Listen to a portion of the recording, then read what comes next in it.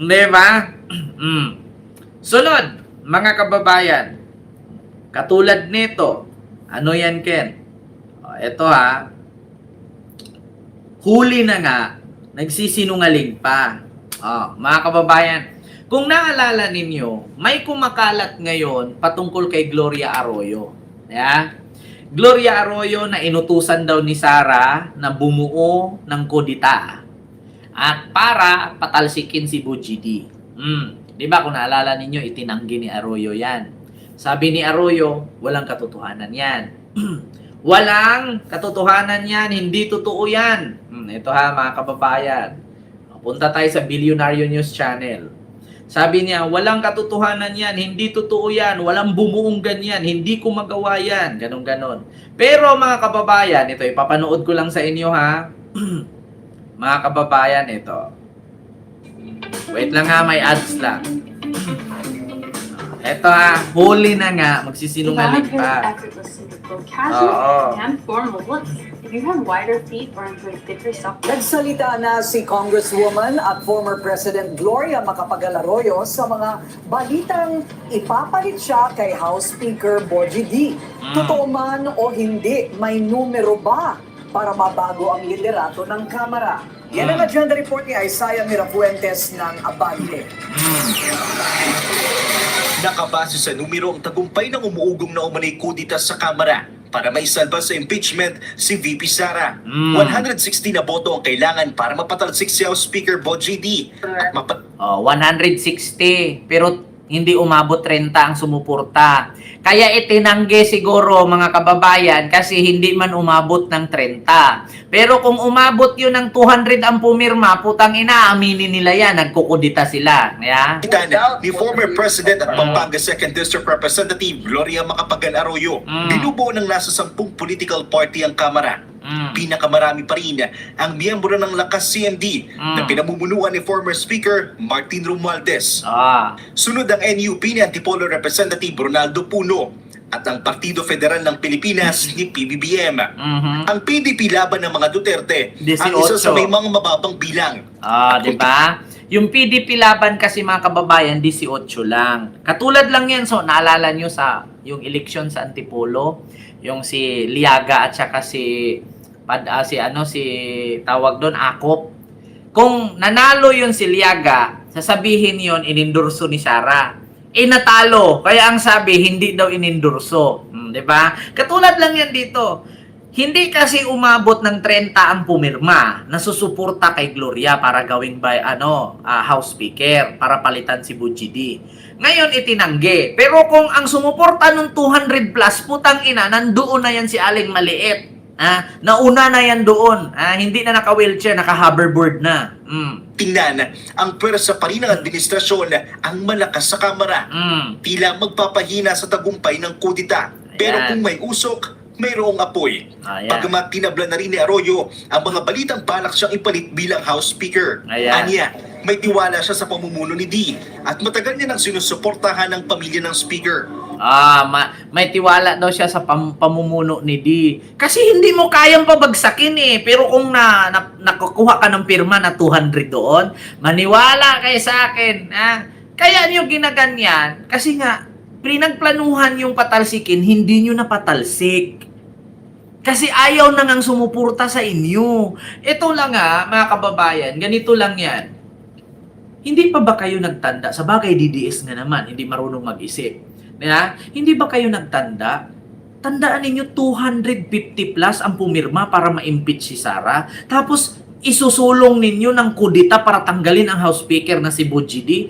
Saan kayo kukuha ng 200 plus? 200 plus nga yung pumirma na ayaw kay Sara, tapos ngayon kukuha kayo ng another 200 para patalsikin, para hindi i-impeach si Sara. Diba?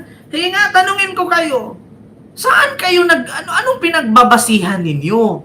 Noong impeachment, 200 plus ang pumirma para matanggal si Sara.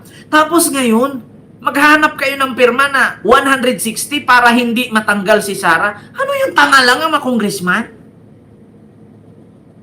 Diba? Ano yun? Tangahan lang? Ano? Biruin mo. Sige nga, ipagpatuloy mo magbibenta ng tinapay kahit walang bumili. Biruin mo ha, itong tinda mo tinapay, yung kaharap mo siomay. Siomay with rice. Kung ikaw, ang presyo ng tinapay 20, yung siomay 20 with rice, nasaan ka bibili? 'Di ba? Tapos alam mo na nga na hindi ka kumita, ipagpatuloy mo pa rin. Di para ka naggisa sa sarili mong mantika. Biruin mo, 200 plus na nga ang ayaw kay Sara, tapos ngayon magpaplano kayo ng 160 para ipahinto ang impeachment. Paano ka nag-isip ng ganun, no? Sabi ko talaga, ang mga DDS, nag-iisip ba talaga kayo? O sadyang bubu lang talaga kayo? Wala nang may gusto kay Sara. Huwag yun ang pagpilitan. Continue. Si Bicol Saro Party List Representative Terry Redo naman, minaliit ang umano'y kudita. Pero sa akin, kapalitan namin lang yun, no? Kasi Diba? sa totoo lang, wala naman ng kudita kung 10 lang yung membro Oo din. na pinag-uusapan. Iginit rin niya na Walang kudita kung 10 lang ang pipirma. Diba? Ganun lang yun. Magkudita ka kung 70 ang hawak mong kongresista, matakot na sila. Kung 18 lang naman kayo PDP dyan, tapos sa 18 na yan, balimbing pa yung iba. Sige nga, hindi nyo ba iniisip, yung mga sinasabing PDP na yan, dating kay Pinoy yan na bumaliktad kay Digong. Hindi nyo inisip nung nanalo si Digong, napakadaming liberal na bumaliktad sa kanya, sa PDP. At lagi nyo pagkatandaan, sa PDP na yan, yung mga politician sa PDP, darating ang araw niyan, tingnan nyo, pag nagdeklara si Leni, magbalikan lahat yan. Maniwala kayo sa akin, mga kababayan. Pag nagdeklara si Leni Robredo, na tatakbong presidente, hindi nyo ba naisip, noong 2016, pagkapanalo ni Digong, lahat ng liberal politician na numpa na babaliktad sa PDP. Pupunta sila sa PDP. Actually, lakas si MD pa yun eh. Lumipat sila lahat. Tandaan ninyo, pag bumalik ang isang Aquino or si Leni Robredo, do you think may maiiwan pa dyan? Walang maiiwan dyan. Mawawala lahat yan. Baka nakalimutan nyo nung nanalo si Digong. Lahat ng PDP, lahat ng liberal politician na numpa isa-isa. Naalala nyo yung suot nilang dilaw na may guhit dito na pula, na L? Nakita nyo mga kababayan? Lahat ng mga liberal politician sa iba't ibang lalawigan na nunumpa, nalilipat sa administrasyon ni Digong. Kasi wala silang pambato nun. Wala naman na kasing Aquinong tumakbong presidente eh. Pero tignan ninyo, kung merong liberal na politician tatakbong presidente, putang ina, lahat mauubos lahat yan. Maniwala kayo sa akin, yung PDP, lahat mabubura yan. Yan ang lagi ninyong pagkatandaan. Yang mga inipon ninyong politician sa PDP at yung sinabi ninyong DDS, hiram lang yan. Hiram lang yan. Hindi sa inyo yan. Kumbaga, para kang nagpagluta, hiram na puti. Pag nagbilad ka sa init, babalik ang itim. Diba? Ganon ang isipin ninyo mga DDS. Hindi nyo naisip, 2016 lang kayo binuo, pero mga dati kayong loyalista at mga kakamping. Kasi hindi nyo ba alam, dalawa lang naman talaga ang kulay ng politician, pula at dilaw lang naman eh. Dumating lang si Duterte, nagkaroon na agad ng berde. Diba? Hindi nyo ba naisip, hiram lang yan. Yung DDS, hiram lang na grupo yan. Yung PDP, hiram lang yan. Yung mga galing sa liberal yan, lumipat kay Digong. Pero pag merong isang Aquino or supporter ni Aquino magpresidente, putang ina, yung PDP, mawawala yan. Mawawala yan. Hindi nyo naiisip yan. Noong 2016, hindi pa ako ulyanin. Napakadaming nanumpa. No? Nakadilaw silang lahat. Halos lahat ng taga Mindanao, taga Visayas, nanumpa. Bumaliktad lahat kay Digong. Bakit ngayon 18 na lang sa Congress? Diba? At saka ang PDP, hindi sa inyo yan. Sa mga pimintil yan. Ang PDP, ang Partido Demokratiko, hindi kay Digong yan. Kay Coco Pimentel yan at sa tatay niyang si Pimentel yan. Ang bumuo dyan. Inangkin nyo lang. Mga magnanakaw. Diba? Hindi ba kayo nahiya? Kay Coco Pimentel yan. Sa mga Pimentel yan PDP. Diba? Inangkin nyo lang, hindi sa inyo yan.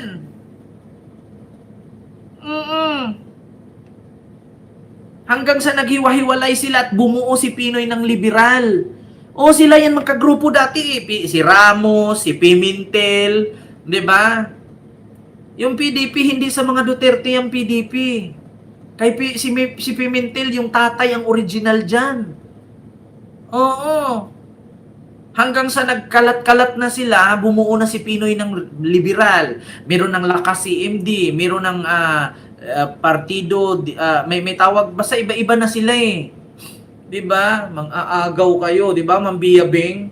Oh, continue. Papipigil sa impeachment ni VP Sara. Tingin ko, pagtutuloy naman yung proseso ng impeachment. Magpakita man siya o hindi. Pero, lagi siyang merong imbitasyon. Sa susunod na Martes, magpapatuloy ang pagdinig ng House Committee on Justice sa mga nakabinbing reklamo laban sa pangalawang Pangulo. Para sa agenda, ay Saya Mira Fuentes. Abante. Oh, 'di ba pitsa 12 na ngayon? Oh, ano ba ngayon, Linggo? Oh, so bukas 13 na. Martes. Hala, 2 araw na lang. 2 araw na lang. 14 na. Bukod dyan mga kababayan, itinanggi ni Gloria. Eto na. Si Topacio, nakuhaan ng picture kasama ang mga DDS vlogger. O, wag niyong sabihin ngayon na bumisita lang ang mga DDS vlogger kasi birthday ni Gloria. Ito, wag niyong sabihin na ang pinunta doon ng mga DDS vlogger at ni Topacio ay ang birthday ni Gloria. Paano nangyari na ang mga DDS vlogger invited na ni Gloria? Sige nga, tanong ko lang. Ang mga DDS vlogger ba invited ni Gloria sa birthday? Ni minsan ilang birthday nangyayari, hindi ko nakitang may mga vlogger inimbita si Gloria. Pero ngayon, itatanggi mo pa na walang kudita? Sa gitna ng usaping kudeta sa Kamara, spotted si Congresswoman at former President Gloria Macapagal Arroyo kasama si Attorney Ferdinand Topacio at ilang vlogger. Di ba? Isipin mo yan, ilang birthday na nang nakaraan sa buhay ni Gloria, ni minsan hindi nag-imbita ng vlogger yan. Pero bakit ngayon nandun si Topacio, nandun yung mga DDS vlogger? Tapos sasabihin nyo, wala kayong pinaplano? Kaya ang kanilang pinag-usapan, alamin. Sa gitna ng usaping kudeta sa Kamara, spotted si Congresswoman at former President Gloria Macapagal Arroyo kasama si Attorney Ferdinand Topacio at ilang vlogger. Ano kaya ang kanilang pinag-usapan? Alamin sa Agenda Weekend Report. Diba? Lulukuhin nyo pa yung taong bayan.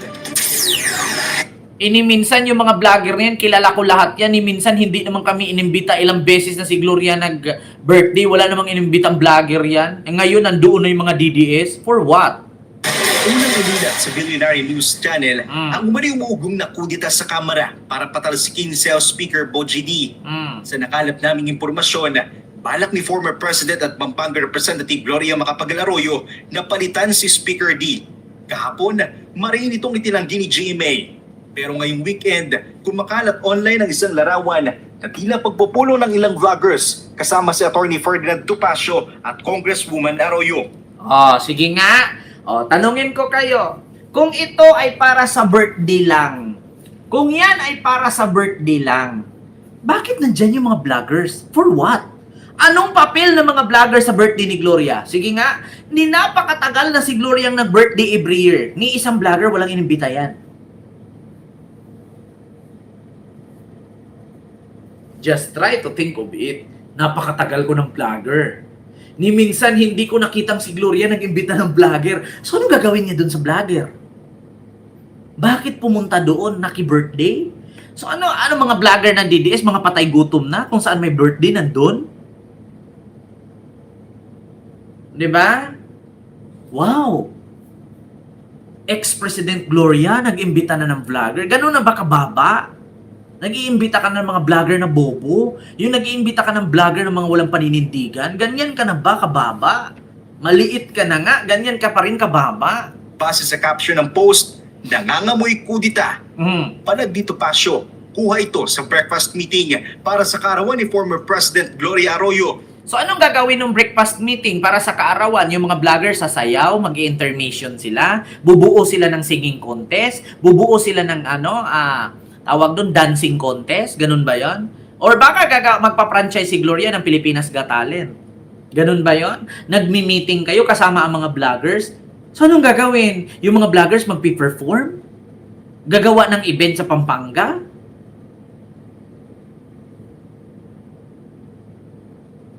So, anong plano yun? Kasi first time yan eh. First time na si Gloria nakipag-meeting sa mga vloggers. So, anong gagawin ng mga vloggers? Halimbawa, ako nandoon. Ano ang vlog mo? Political vlogger.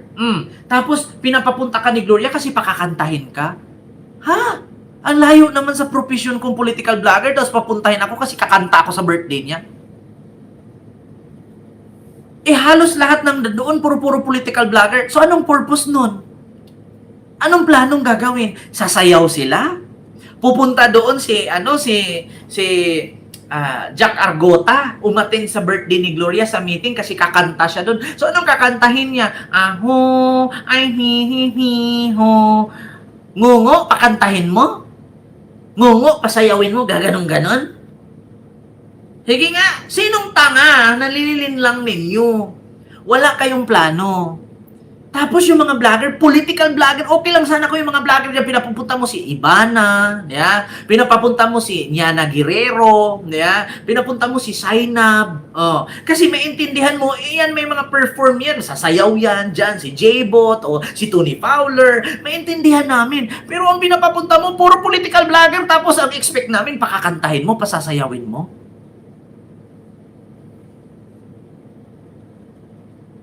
Diba? Sinong tanga? Kahit sabihin nyo na hindi kudita ang pinagplanuhan nyo or pinagmitingan nyo, pero anong purpose? Bakit kayo pupunta dyan? Hindi naman kayo mga singer. Ano, inibitahan kayo ni Gloria para mag-perform? So, anong ipiperform mo? Si Banat Bay, hindi kumakanta. Si Dada, isa din. Paano mo? Sige, hindi kumakanta si Dada, pasayawin mo. Ano yun? Parang gasol na gumugulong? Si Coach Oli, isa din, hindi kumakanta. Yung mga banateros ni isa sa kanila, walang kumakanta. Puro matataba. Wala din. Diyos ko, kung pasayawin mo, ano ka nakitsura nila doon? Pinapunta ni Gloria kasi bakit pasasayawin? Ha? Sinong tanga ginagawa ninyo? Kung pinapunta ni Gloria kasi pakantahin, lahat sa banateros hindi marunong kumanta. Ano ba, tatamblingin, patalunin, pagulong-gulungin? Diba? Ginagawa niyong tanga ang tao eh. Political vlogger lahat niyong nandun, tapos expected niyo wala kayong gagawin kababalaghan. Okay lang kung ang pinapunta ni Sarah doon, mga vlogger puro babaylan. Bakit? Magpapagamot kung paano siya tumangkad. Maintindihan pa ng tao. Pinapupunta mo puro political vlogger. Diba? Diyos ko, ginagawa niyong tanga ang tao eh. Noong April 7, pagdidi niya, walang kudita na napag-usapan sa meeting niya. Natawa na ako eh. They are so afraid of GMA na nag-breakfast meeting lang kami, natakot na sila. Wala rin daw ni isang miyembro ng Kamara sa naturang meeting niya. Pero aminado siyang nahapyawan dito ang tungkol sa politika. May mga parang napag-usapan mong plano, gagawin, especially in 2020. Pag yan yung meeting na yan, may nag-record at may lalabas dyan, maniwala kayo sa akin mga kababayan. Yung meeting na yan, pag may lumabas na record yan sa pinag-usapan, kasi ito isipin ko, ano ko sa inyo, sa lahat ng DDS vloggers, huwag kayong magtiwala one by one. Kasi na-experience ko yan. Na-experience ko yan.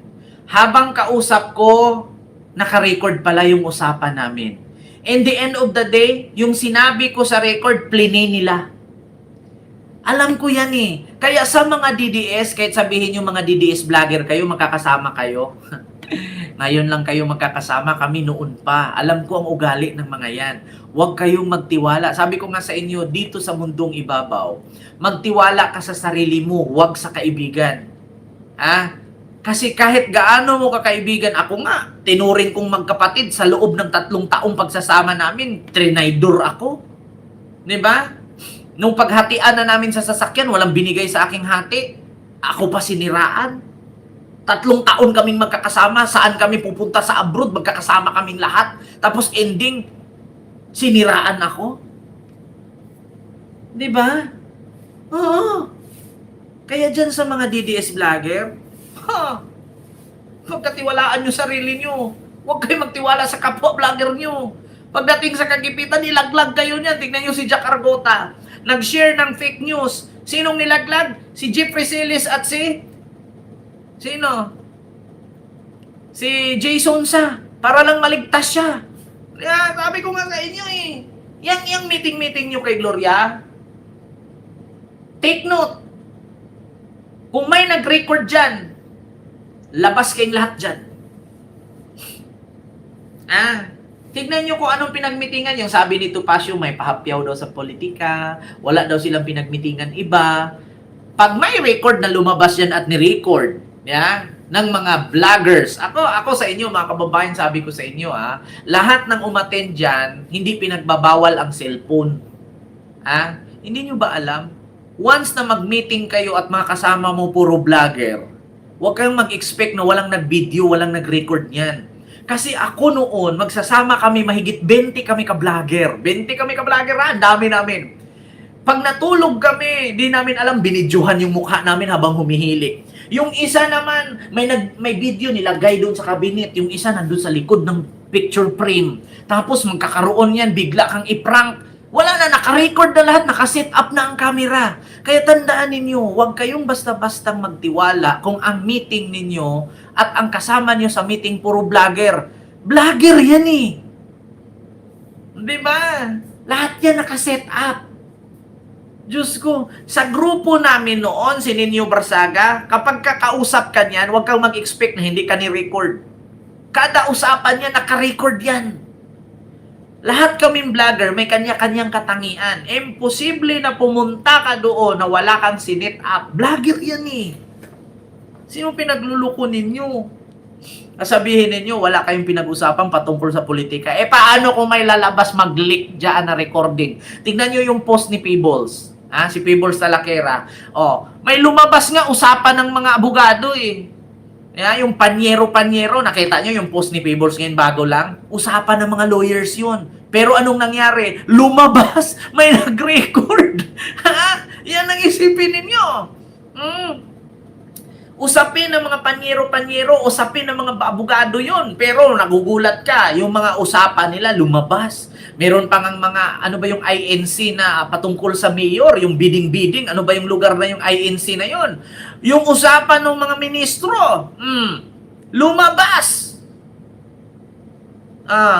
May nag-record. Sabi ko sa inyo, habang maaga pa aminin nyo na. Kasi darating ang panahon dyan, may recordings na lalabas niya kung anong pinag-usapan ninyo. Diba? Diyos ko. Ang media lang ang mag-record. Sabi ni, Jong Resay, Diyos ko, kahit hindi media, mga kababayan. Sa mga GC, lumalabas yan. Ako pa ba? Yung usapan nila ng meeting ni Topacio, ni Gloria at mga vloggers, taya ko, putulin ko daliri ko kung walang nagre-record dyan. Tigilan nyo ako, kilala ko lahat yan eh. Kilala ko lahat yan. Taya ko, paputol ko daliri ko kung walang nagre-record sa meeting na yan. Mas may picture ngang lumabas, record pa. Nagilan nyo nga ako eh. May picture ngang lumabas kung meeting yan, kung private meeting yan, ba't may picture pa? May picture nga lumabas eh. Yung record pa kaya sa usapan, loso. Continue. Mga tentative plans like who are the possible contenders for president, etc. Mga naman, we talked about politics. Siyempre, politiko yun eh. How can you avoid not talking about politics? Kasi lang nangyayari. Aniya, ang pagbibigay kulay ng publiko sa pagsasama nila ni PGMA ay tila diversionary tactics lang para malihis ang usapan mula sa kapalpakan ng gobyerno at sakit raw ni PBBM. Kapansin-pansin rin kasi online na kumakalat na may sakit raw si PBBM. I caution the public about spreading unfounded rumors about the president because regardless of your political affiliation or your stand with respect to the governance of the president, he is still our president. Samantala, nauna nang itinanggi ng Malacanang aligasyong may sakit ang Pangulo at iginit mismo ni PBBM na maayos ang kalusugan niya. Para sa agenda ay Saya Mirapuente. Diba? Yan ang mahirap sa inyo mga DDS. may picture na, may kumakalat na picture, itatanggi nyo pa. Huling-huli ka ni, tatanggi mo pa, aminin mo na lang. Meeting kami, tapos. Hindi tatanggi nyo pa. Kasi hindi naman tanga ang mga Pilipino mag-isip, meeting, tapos nandun yung mga political vlogger, para saan to? Pag-usapan nyo, para paano siraan si Marcos? Pag-usapan nyo, paano gumawa ng fake news? Political vlogger lahat yun, okay lang sana kung ang pinapapunta nyo doon, si Sara Geronimo, si Morissette Amon, si Regine Velasquez. So, ibig sabihin, alam na ng tao, kakanta to. Bakit? Kasi singer lahat yung nandun eh.